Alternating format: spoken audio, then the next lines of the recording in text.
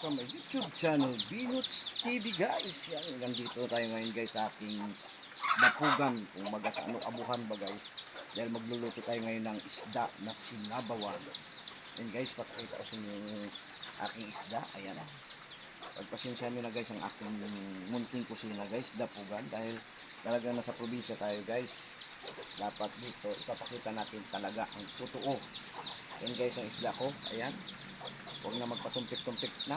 Sabawan na natin guys. Let's go.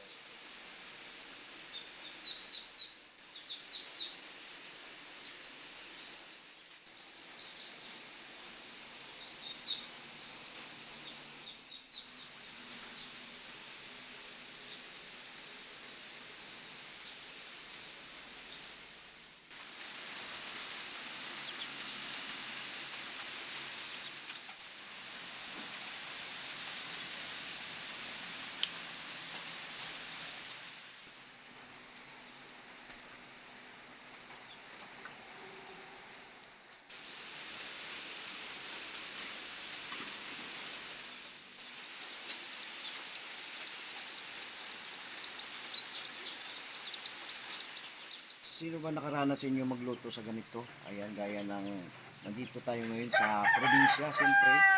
Pag walang kalan, dito tayo sa kahoy. Ayan. Pasensya na kayo, talagang maitim ang kaldero dahil sa kahoy tayo nagluluto. Pero guys, napakasarap ito. Kumain, magsaing sa kahoy. Ayan.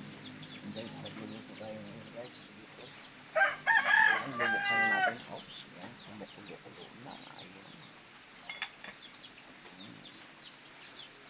Ayan guys, kaway-kaway sa mga nagluluto sa kahoy dyan sa kanilang mga probinsya. Ayan, ilulunod na natin. Ayan, may with luya yan guys para masarap-sarap. Ayan, kumukulo-kulo na siya. Ayan, lunod natin ang ulo. Ayan, at saka yung mga laman-laman. Ayan.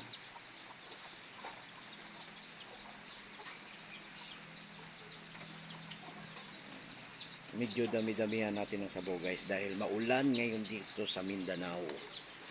Ayan. Ayan guys. Oops. Tatabunan natin yan. Ilalagay ko na to ang sitaw. Ayan, sitaw guys. Para lumambot siya sabay sa habang kumukulo yung ano natin. Yung sabaw. Para hindi siya matigas ba. Masarap kasi yan medyo kasi malapit na rin siya maluto. Ayan. And guys, lagay na natin to kasi medyo matigas yung mga ano niya no. Yung gulay na to. Ayan. Ayan.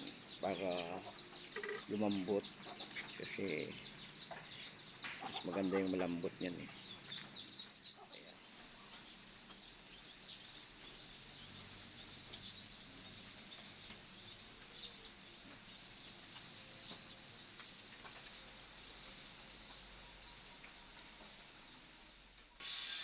Sinigang sa gabi. Uy, okay na guys. Luto na siya guys. Wow! Napakasarap niyan. Sinigang sa gabi. Pusok-pusok pa.